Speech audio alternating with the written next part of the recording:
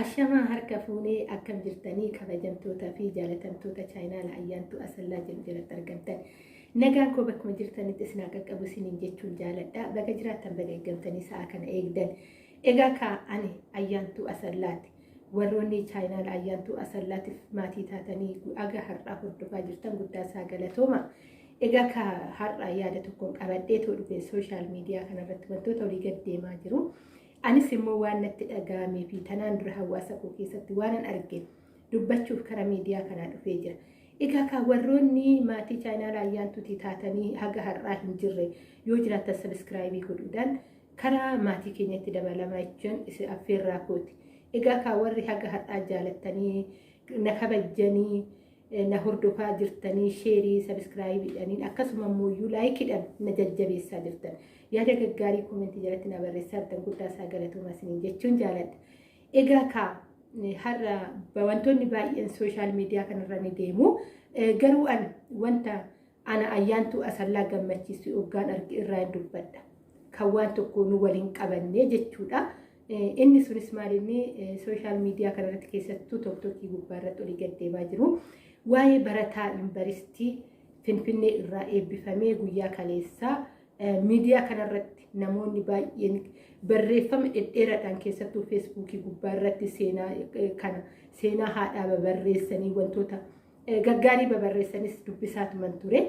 Akkasuma immoo tiktookii gubbaarratti illee anillee akkanan ture haati keenya qabaatteetii miti kan nu guddiste qoraan cabsiteeti jedhanii namoonni baay'een wal jalaa fudhatanii viidiyoo mucaasaniitii irratti suuraa mucaasaniitii irratti viidiyoo hojjetan argee baay'een ajaa'ibsiifadhe.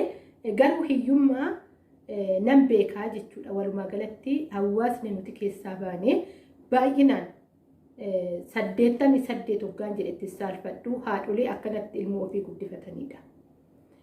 Nuti yoo of sobuun ta'een alatti yeroo baay'ee maalinni namoonni tokko hoggaa dubbatan waan akkasii dhaggeeffachuullee hin jaaladhu.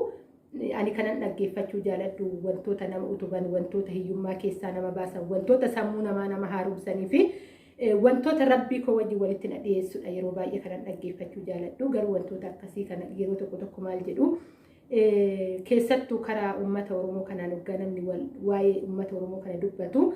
Oromoon cooma muree guddatee, Oromoon aannan dhugaa, Oromoon dhadhaa cirrifachaatee guddatee jedhanii.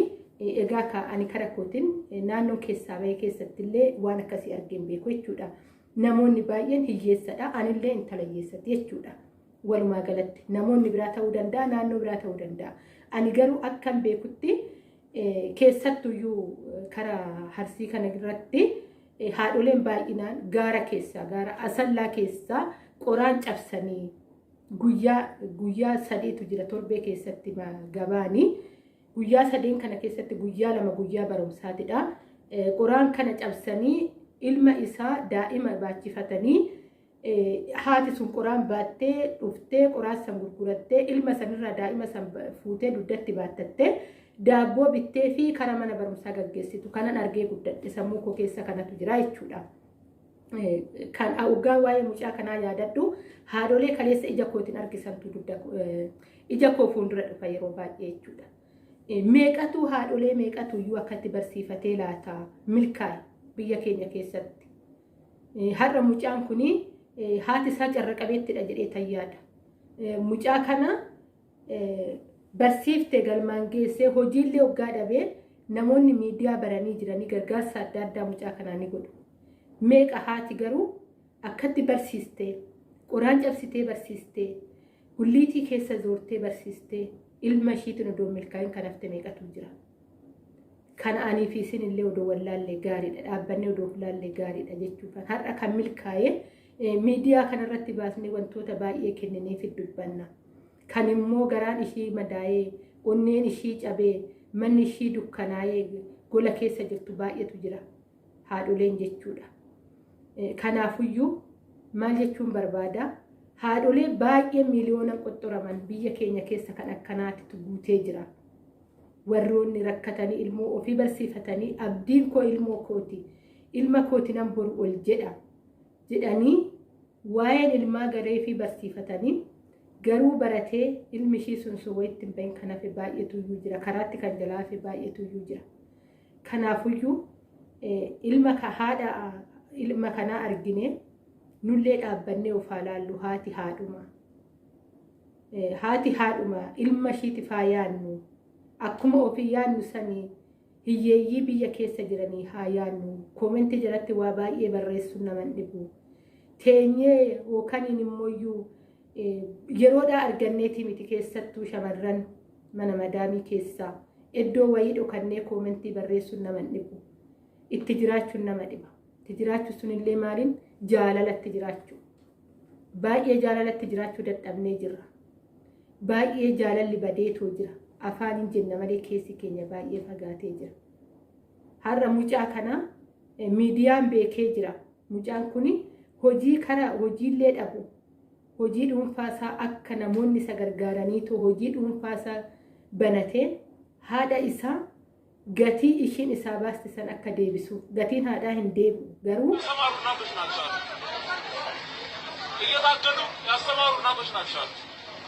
ዛሬ አምሮብን ዛሬ አጊጠን ዛሬ ለብሰን ስንታይ ብርቶች ሆነን ሳንሆን ብርቱ የሆኑ እናቶች ፔጅii gurguddaa warri qaban barreessaa jiru warri fooraarii gurguddaa qaban tiktookii gubbaarratti fudhataniitoo mucaa kana jechoota adda addaatiin ibsaa jiran haadha isaatii fi isa wayitti ni ba'a mucaan kun karaa hojii yookaan fiildii isaatiin illee bahee hojjechuu baala hojii dhuunfaasaa namoonni baay'een guutan namoonni gaariin kennaa adda addaa qaban nama gargaaruudha mucaan kan hin gargaaran kan immoo ilma ishii akkatti barsiiftee of cinaadhaa dhabdee hoo meeqa jira laata haati biyya keessa mee hundi keenya iyyuu koomentiin dura dhaabbannee of ilaallu wanni nu goonu wanni nuyi gola namaa keessa waa ifaa namaatiin fayyadamnee waa baay'ee dubbannee waa baay'ee koomentii barreessinee qarshii argannurraa yookaan daataa guunnee waa baay'ee barreessinee waa baay'ee dubbannu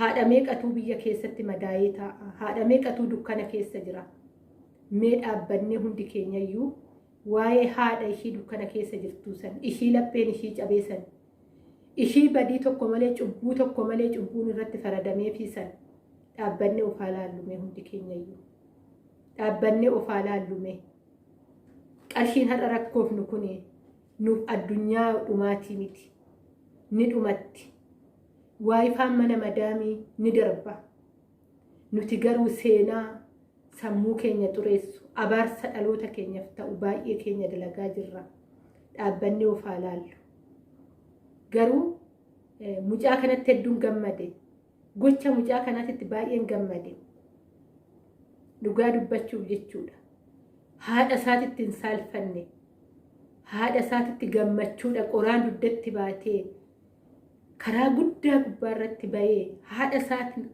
kanaan ibsuun isaa jechootaa ol barreeffamaa ol wanti inni duddatti baatetoo karaa gubbaarratti bahee dubbate bahee gochaan argisiise sun yeroo baay'ee waa'ee haadhaa hoggaa ibsu namoonni baay'een barreeffama dheeraa viidiyoo daqiiqaa dheeraa dubbachuu danda'an dubbiidhaa ol garuu gochaan godhu kan akka mucaa kanaa baay'ee nama dinqisiisu hin jiru waa'ee haadhaa gochaan mul'ise seenati isa yaadata mucaa kana suuraan kun addunyaa fuulduratti haraboonni hundi suuraa kana furataniitoo dubbachaa jiran tiktookii gubbaarratti jechuudha waan nama dinqisiisu afaan adda addaatiin mucaa kana irratti dubbachaa jiru gochaan waa'ee haadhaa kana baase mucaan kun nutis garuu mee dhaabbannee of ilaallu mee tokkoon keenya dhaabbannee of ilaallu warroonni farannu mee dhaabbannee of ilaallu ilma tokko irratti bari haati gatii akkamii baastee akka guyyaa kanaan geesse faraduun dura jibbuun dura abaaruun dura dhaabbannee haadha sanii faayaannu haati mucaa sanii nu abaarru sun haati mucaa sanii itti farannu sun akkuma haadha sanaa gatii baastee mucaa san guddifatte waan ta'eef abbaan biyya keessaa hiyyeessadha yookaan qonnaan mana namaa galee yookaan irtaa lafa ofii kennatee ilma ofii barsiifate haati baay'een gulliitii xaragdee ilma ofii barsiifatte ilmi koonaa gahe jettee ala odoo laaltu haadha baay'ee ijji ishii alatti fannifameetu hafe dhaabbannee of halaallume gatiin nu baafnu kun gatiin nu har'a waayifaa madaamitiin barreessinu kun yaada adda addaa mana adda addaa liivii gubbaa irratti ol baanetu waa'ee jibbaatii fi waa'ee nama tokkootiif dubbannu kun boru abaarsa dhaloota keenyaaf ta'a. Wanna feete ta'e gosa kam keessaa ba'i abbaa feetirraa dhaladhu abbaa guddaarraa dhaladhu abbaa xiqqaarraa dhaladhu inni waaqayyo fakkii ofiitti ilma namaa uume sun guyyaa gaafa dhumaa faraduun isaan oolu. Ati cubbuu har'a hojjette kana boru nan dhiqadha jechuu dandeessa. Amma daqiiqaa kanatti cubbuu kana himadha jette sakandii kana keessatti dhabamuu dandeessa. Yaa dhaloota kotteen keessan karaa jallummaatitti ariifatu. Arrabni keessan karaa jallummaatitti ariifatu. Inni dhugaa teechoo isaatirra jiru ni farada hiyyeessaaf. Ni farada haadha lapheen cabeef. Ni farada haadha dukkana keessa jirtuuf. Dhaloota abaarsi kun haga lafa keetitti irratti dhufuu danda'a. Kanaafuyyuu yaa dhaloota nana dhaabbannee of halaallu. Nama ta'a nama jechuun dhaabbannee hooyaannedha. Har'a mucaa kana namoonni baay'een wantoota baay'ee irratti dubbachaa jiran. Ishii dhokatte san ishii mucaa ishii of cinaadhaa dhabde sun maal jetti? Ishii maaltu dukkana maal jajjabina dhabdee gola keessa teessee nama ishii dhufee jabeessu dhabdee miidiyaa irraa namni baay'ee ishiidhaaf dubbatu dhabdee gola keessa teessee bossu miiliyoonatu jira biyya keessa. Kanaafuyyuu mee waa'ee mucaa kanaa laallee mee of barree koomentii barreessurraa mata duree adda ta'e mata duree jallummaa qabu qabanneetoo dhufuurraa viidiyoo waan nama barsiisu osoo hin ta'in waan nama hadheessu qabannee dhufuurraa mee mucaa kana laallee of haa barannu. Mee mucaa kana laallee akka namaatitti dhaabbannee of haa yaadnu. Kanuman jechuu barbaada. Waa'ee mucaa kanaa garuu dhugaa dubbachuuf baay'een dinqisiifadhe. Baay'een dinqisiifadhe. Yeroo baay'ee waa'ee hiyyeeyyii waan biyya keenyaa nan dubbadha yookaan viidiyoo kiyya danuu irratti argitanii jirtan ta'a. Akkasuma mana namaati irratti illee mata duree adda addaati irratti waa'ee haadhaa dhugaa qabatanii dhufan nan dubbadha. Hedduu natti tola.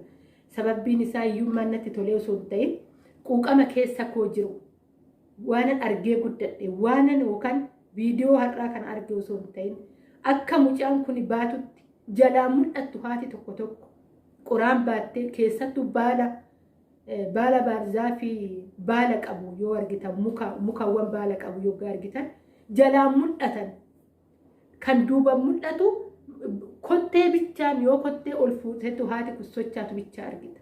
Haga kana ofirratti tuulanii baataniitu magaalaa deemanii gurguran. Tariitti waggaa afran kana keessatti waan ta'e hin beeku malee tanaan dura jechuudha waggoota darban keessatti kanaanan beekan. Naannoo itti dhaladhe naannoo itti guddadhetti jechuudha. Kanaafuyyuu namni mucaa kana argitan haadha hiyyeeyyii danuutu jira kan akkanatti barsiistee ilmoo ishii haala kanaan barsiistee boru abdiin irraa qaba jettee abdii sunitti dukkanaa'ee baay'ee jira waan ta'eef haga isinii danda'ame keessattuyyuu warroonni wangeela beekna jettanii mana keessa wangeelli taa'ee wangeela boraafattanii koomentii irratti waan adda addaa barreessitanii tokko jaalattanii tokko jibbuudhaaf murteeffattan kanuma isin kaleessa dubbistan santuu isinitti farada. Kanuma isin kaleessa harka ol kaaftanii to isaaf of kennitan santuu isinitti farada. Kanaafuyyuu of qusadhaa.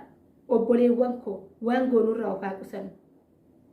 Barri ni darba ni dhufa. Seenan kee garuu waaqa duratti baraaf baraan barraa'etu ta'a.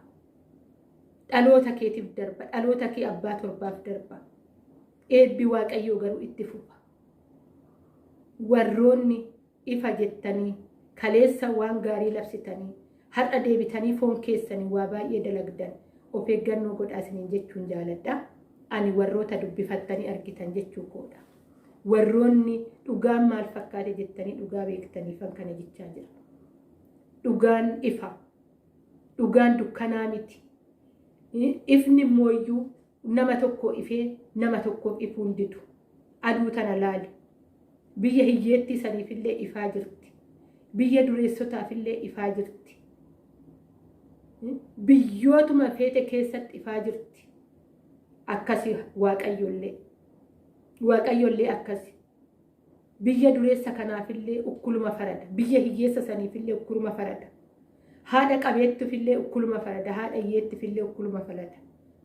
Firdiin isa biratti miizanni isaa ukkuliidha waan ta'eef warroonni waa hubattan, warroonni wangeelatti qabamtan jechuudha, warroonni dubbifattanii argitan, warroonni kaleessa faarfattanii argitan, waaqayyoon keessan kanaa miti kan isin barsiise. Waan nama jibbisiisu irraa of qusadhaa obboleewwan koo. Waan boru si hadheessuu keessa uyyuu miti ibidda bara baraatitti si darbuuf deemurra of qusadhaa. Isiniin jechuun jaaladhaa. Eebbifamaa warroonni isinitti tolee viidiyoo kana akkuma dura dubbadhe yaada keessan koomentii jalatti na barreessaa. Lakkii kunnullee hin madaalu kan jettan qeeqa soo qabattan koomentii jalatti na barreessuu hin dagatinaa isiniin jechuun jaaladhaa. Haga viidiyoo biraatiin walitti deebinutti turtii gaarii bakkuma jirtanitti nageenyi kun isin haa qaqqabu isiniin jechuun jaaladhaa. Ani hagaadhaa kan amma sa'a kanaa kan isin faana ture. Ani Ayyaantuu Asallaati. Haga viidiyoo biraatiin walitti deebinutti turtii gaarii nageenyi kun gulma jirtanitti isin haa qaqqabu isiniin jechuun jaaladha. Hin dagalle baay'een isin jaaladha, baay'een isin kabaja. Biyya jirtan kallattii jirtan hunda keessattuu nama milkii ta'a, darbaa deema, gaarummaan isin argatu, jibbii fi abaarsa isin hin argatin, galatoomaa isiniin jechuun jaaladhaa. Baay baay. Yaada kee na of kalchaa yoo jecha koo keessatti wanti isin miidhaggaa jiraate ijaaf qalbiirraa na hambisaa isiniin jechuun jaaladhaa. Baay baay. ሀገራችን ኖራ ተናስተማረች እየተሸከሙ ያስተማሩ እናቶች ናቸው። እየታገሉ ያስተማሩ እናቶች ናቸው። ዛሬ አምሮብን፣ ዛሬ አጊጠን፣ ዛሬ ለብሰን ስንታይ ብርቶች ሆነን ሳንሆን ብርቱ